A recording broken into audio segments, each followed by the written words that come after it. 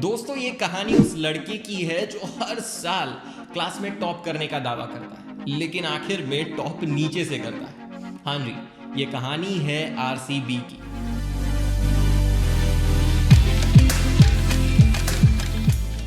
अब आरसीबी एक ऐसी फ्रेंचाइज रही है जो हर साल टॉप आने का दावा करती है और सच बताऊं तो स्क्वाड्स के हिसाब से डोमिनेटिंग और प्रोमिनेंट कंटेस्टेंट भी लगती है। पर अगर सच में जाके उनके पॉइंट्स टेबल में परफॉर्मेंस देख ले तो बहुत ही ज़्यादा मिजरेबल है। हालांकि 3 बार आरसीबी फाइनल्स में ज़रूर पहुंची है लेकिन उस फाइनल्स में भी कभी भी जीत नहीं पाई और उसकी कई सारी वजह रही है। कभी डेथ बॉलिंग अच्छी नहीं थी, कभी बैटिंग कोलैप्स कर गई और कई वजह रही आरसीबी के सक्सेसफुल फ्रेंचाइज ना होने की। पर चलिए, नया सीजन है, नई उम्मीद है और इस साल भी नया ईसाला कप नमदे है।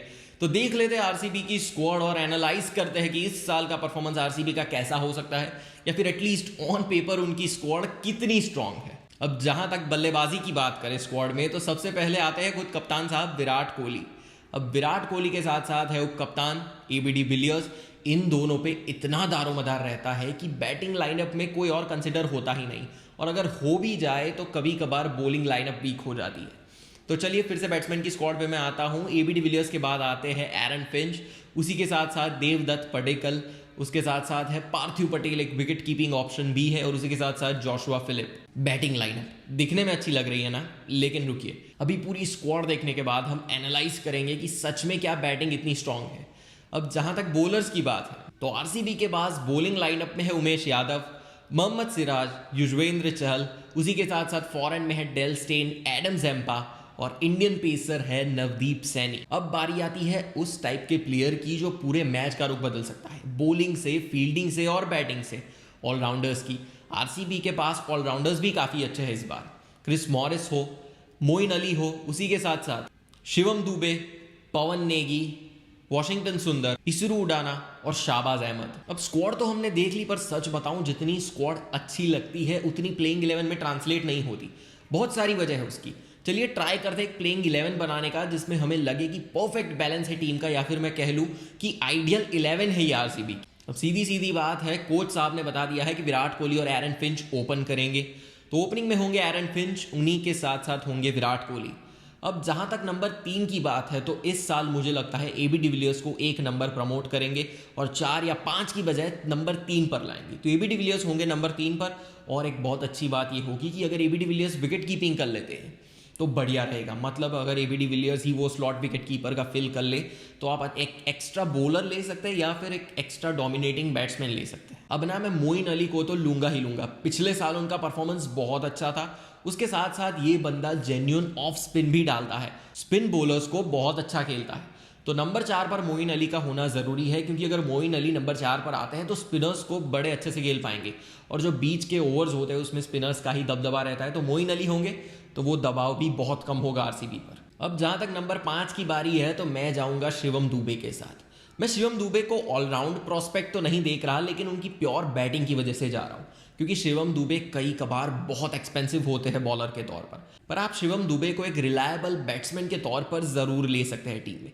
तो नंबर 5 पर मैं जाऊंगा शिवम दुबे के साथ। अब देखिए दिक्कत ना यहां पर होती है नंबर 6 पर। अगर मैं नंबर 5 पर मोइन अली या फिर शिवम दुबे को रख लेता हूं तो नंबर 6 पर कौन खेलेगा?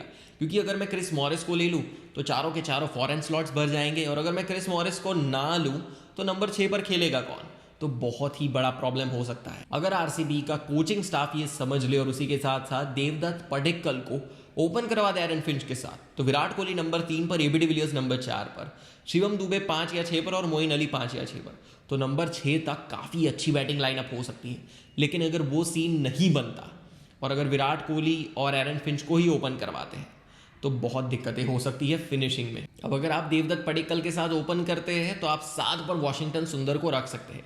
लेकिन अगर आप देवदत्त पडिक्कल को नहीं लेते और विराट कोहली को ही ओपन करवाते हैं तो नंबर 6 पर लेना पड़ेगा वॉशिंगटन सुंदर को और नंबर 7 के बाद बैटिंग बहुत पुअर हो जाएगी। नंबर 8 पर मैं लूंगा नवदीप सैनी को। बहुत ही बढ़िया गेंदबाज है और उसी के साथ साथ उन्होंने इंडिया की तरफ से जो मैच खेला था उसमें दिखा दिया कि वो बल्लेबाजी भी कर सकते हैं। तो नंबर 8 पर नवदीप सैनी ठीक है। नंबर 9 पर मैं और विकल्प की तरफ देख रहा था लेकिन कोई अच्छे विकल्प मिले नहीं, इसलिए मुझे जाना पड़ा उमेश यादव के साथ। हालांकि उमेश यादव का जब दिन होता है तो वो बहुत ही अव्वल दर्जे के गेंदबाज है, पर अगर जब दिन नहीं होता तो बहुत पिटाई होती है। पर फिर भी नंबर 9 पर उमेश यादव के साथ ही जाना पड़ा। नंबर 10 पर मैं जाऊंगा युजवेंद्र चहल के साथ। युजवेंद्र चहल ही नंबर 1 बॉलर है यहाँ पर। डेल स्टेन आप कह सकते हैं कि नंबर 1 बॉलर है फास्ट बॉलिंग लाइनअप में आरसीबी की, पर अगर आप नंबर 1 बॉलर देख ले ओवरऑल एस्पेक्ट में कि जो पैक को लीड करेगा, तो वो युजवेंद्र चहल ही होंगे, क्योंकि डेल स्टेन इंजरी प्रोन है, कभी होते हैं कभी नहीं होते। तो नंबर 10 पर युजवेंद्र चहल और नंबर 11 पर डेल स्टेन। हालांकि डेल स्टेन ने पिछले आईपीएल में मैचेस बहुत कम खेले थे, लेकिन जितने खेले थे आरसीबी को एक अच्छी पोजीशन में लगाया था। तो नंबर 11 पर डेल स्टेन होंगे। अब आपने देखी कि मैंने कही 2 पॉसिबल 11s और एक में जहां पर विराट कोहली ओपन करते हैं बहुत सारा कंफ्यूजन है नंबर 6 के लिए, और जहां पर देवदत्त पडिक्कल और एरन फिंच ओपन करते हैं राइट लेफ्ट कॉम्बिनेशन और विराट कोहली नंबर 3 पर आते हैं, तो वहां पे कुछ बैटिंग लाइनअप सॉर्टेड लगती है। अब हमने ना यहाँ पे 2 चीज़ देख ली कि एक तो आरसीबी ने अब तक कैसा परफॉर्म किया है, और दूसरी चीज़ हमने देखी कि इस बार की टीम कैसी है। पर अगर हम चाहे कि इस बार आरसीबी अच्छा परफॉर्म करे तो वो क्या क्या पॉइंट्स हो सकते हैं जिसके ऊपर वो काम करे। तो सबसे पहला पॉइंट है कि शुरुआत से जीतने का एटीट्यूड रखे मैचेस में, क्योंकि आरसीबी से हमने बहुत सारी उम्मीदें लगाई होती है आईपीएल में, और जब आरसीबी मैदान में जाता है तो वो कुछ भी रियल वर्ल्ड में ट्रांसलेट नहीं होता। शुरुआत से ही इतने मैचेस हारता है आरसीबी कि आपको लगता है कि अंत तक अब तो कोई पॉसिबिलिटी ही नहीं बची। हालांकि 2016 में ऐसा ज़रूर हुआ था कि आरसीबी ने आखिर के सारे मैचेस जीतकर अपने आप को प्लेऑफ्स में क्वालिफाई किया था, लेकिन आप हर बार ऐसा नहीं कर सकते। तो सबसे पहला पॉइंट है start winning from the very first match. अब दूसरा पॉइंट क्या है? दूसरा पॉइंट आरसीबी के लिए ये है कि ओपनिंग साझेदारी एरन फिंच और देवदत्त पडिक्कल से करवाए, जिससे आपकी पूरी की पूरी टीम मेंटेन रहे। क्योंकि अगर आप विराट कोहली से ओपन करवाते हैं तो मिडल ऑर्डर तो फिर भी ठीक लगता है, लेकिन आपकी फिनिशिंग इतनी फ्रेजाइल हो जाती है कि अंत में कोई ऐसा प्लेयर बचता ही नहीं जो आके मैच को ख़त्म कर सके। आप मुंबई इंडियंस की फिनिशिंग देख ले, आप उसी के साथ साथ फिनिशिंग देख ले चेन्नई सुपर किंग्स की। अगर आप वैसी फिनिशिंग चाहते हैं तो आपको पीछे कुछ बढ़िया प्लेयर्स रखने होंगे। और जहां तक तीसरे पॉइंट का सवाल है, I think this is the most important point, death bowling. RCB की सबसे बड़ी दिक्कत रही है डेथ बॉलिंग, और जहां तक डेल स्टेन है आई थिंक एक छोर तो सॉर्टेड है, अब दूसरा छोर कौन डालेगा वो देखना होगा। युजवेंद्र चहल आखिर के 4 ओवर में कम से कम 1-2 ओवर तो डालते हैं, लेकिन आप हर बार एक स्पिन गेंदबाज से उम्मीद नहीं कर सकते कि वो डाले।